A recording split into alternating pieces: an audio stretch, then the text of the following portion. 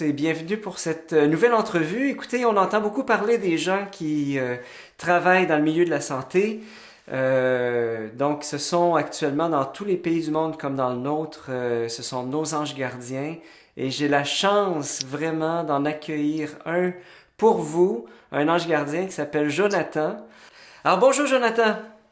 Bonjour, Père Dominique, ça va bien? Ça va très bien. Alors, est-ce que tu peux nous présenter un peu qui tu es? Donc, tu es candidat étudiant à la profession infirmière. Alors, tout simplement, merci de te présenter.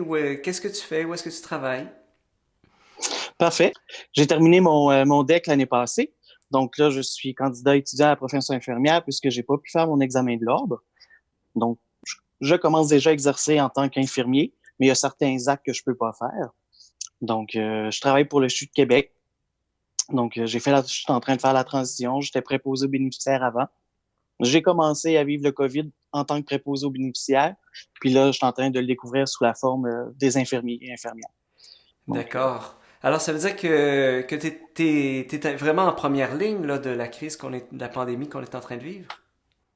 oui, ben en fait, tout le monde qui travaille dans le milieu de la santé, on est de près ou de loin au COVID, tout dépendant de comment les hôpitaux ont organisé les secteurs pour accueillir les gens. Donc, quand j'étais préposé, une journée, on nous disait que oui, on allait avoir des patients COVID qui pouvaient arriver sur le département. Le jour d'après, ben, il était pas supposé.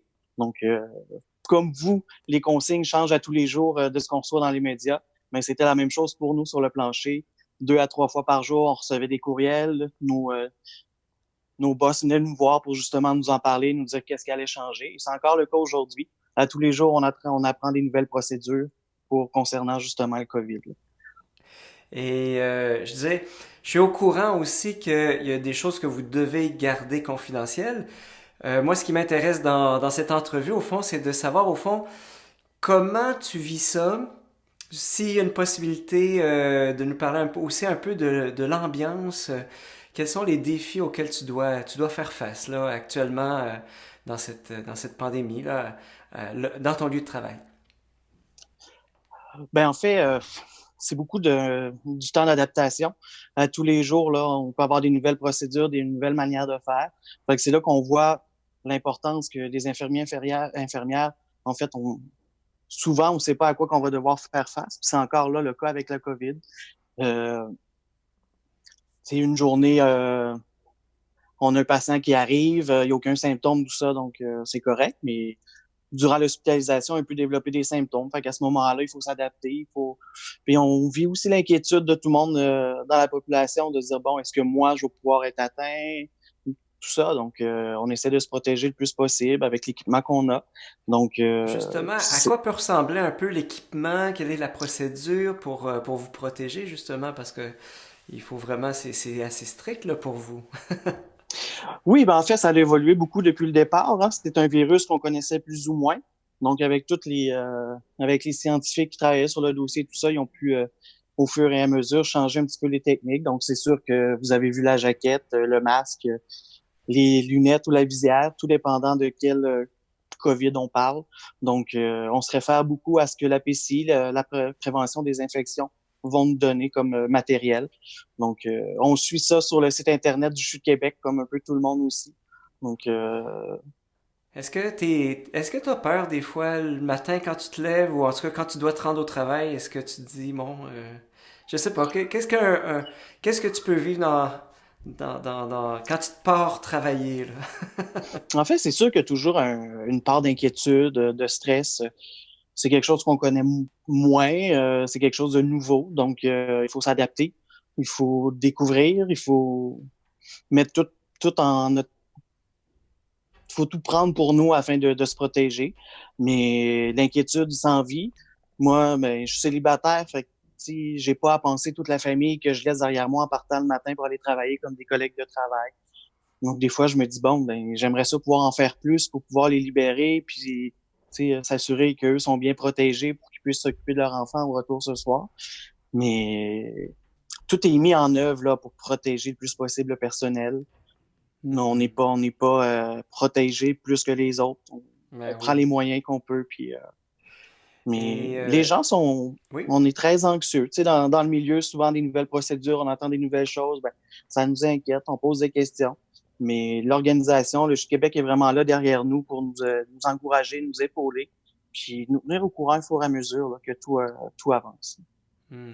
Et dis-moi, évidemment, vous devez voir des choses qui sont peut-être pas faciles, mais est-ce que tu as une expérience à nous raconter, je dirais une belle expérience que tu as vécue à travers tout ça, peut-être une intervention que tu as eu à faire, voilà, mais tout en respectant évidemment l'extrême Mhm. confidentialité aussi là, de ton travail, là. Qu'est-ce qui se raconte là? Une Ben, en fait, expérience. ouais, la première chose que je trouve très beau de ce que je vis présentement, en fait, c'est de voir le dévouement de mes frères et mes sœurs qui travaillent dans le système de santé. Oui, c'est pas évident. Oui, on vit de l'inquiétude, tout ça, mais les gens viennent avec le sourire. Les gens sont prêts à travailler, sont prêts à relever les défis. Donc, c'est vraiment, tu sais, c'est des gens que je regarde puis en qui je me dis, j'essaie de me reconnaître, j'essaie de me dire, ben moi aussi, tu sais, je veux pouvoir toujours être positif comme ça. Puis il y a des bouts où ce qu'on passe, il y a des bouts qu'on connaît pas, mais tu sais, ils continuent à venir puis à foncer. Fait que c'est quelque chose qui m'impressionne beaucoup. Dans d'autres expériences, il se passe tellement, tu sais, on entend beaucoup le manque de personnel, tout ça, mais on voit que les gens sont prêts à répondre à l'appel du gouvernement selon ce qu'on a comme information, selon l'éducation de chacun aussi, selon les études qu'ils ont faites. Donc, puis de sentir la population qui est derrière nous. Veut pas, des fois, oui, on a des alertes de fatigue, tout ça, mais de voir des fois juste les vidéos des camions de pompiers et tout qui passent en avant des hôpitaux pour féliciter du travail, ben, Ouais, tu sais, c'est c'est une petite tape arrivé, dans le justement? dos. Oui, on les a pas vus beaucoup sur les médias, les hôpitaux de Québec, mais on a tous vécu, là, chaque centre hospitalier a eu sa journée où les camions sont venus et les gens. Ah oui. Les messages qu'on reçoit sur Facebook, Ouais, ouais, ouais. les gens de la famille qui s'inquiètent, qui demandent comment ça va. Mais nous, à Québec, on est chanceux, vraiment. Je trouve que nos centres hospitaliers sont prêts, tout ça. On vit pas la même crise que dans certaines autres régions au Québec, Hmm. même au Canada et dans le monde. Je pense qu'on a une force au niveau des centres hospitaliers. On a beaucoup de lits de libre présentement. Euh, je pense que tout le monde met la main à la pâte. Le gouvernement, bon, je trouve qu'on a présentement des leaders en avant de nous qui nous influent un petit peu ce courage-là d'y aller puis de vouloir se mettre au service des autres. Et je dirais, comment ta foi t'aide à travers tout ça? Qu'est-ce que tu dis à Dieu à travers cette période-là, là? En fait, c'est l'espérance hein, qui nous guide. On avance vers l'inconnu, on avance vers... On ne sait pas demain ça va être quoi. On attend tous les jours à 13 heures savoir un petit peu les nouvelles pour savoir justement où s'en est rendu dans notre propre milieu. Euh, c'est de garder foi, en fait.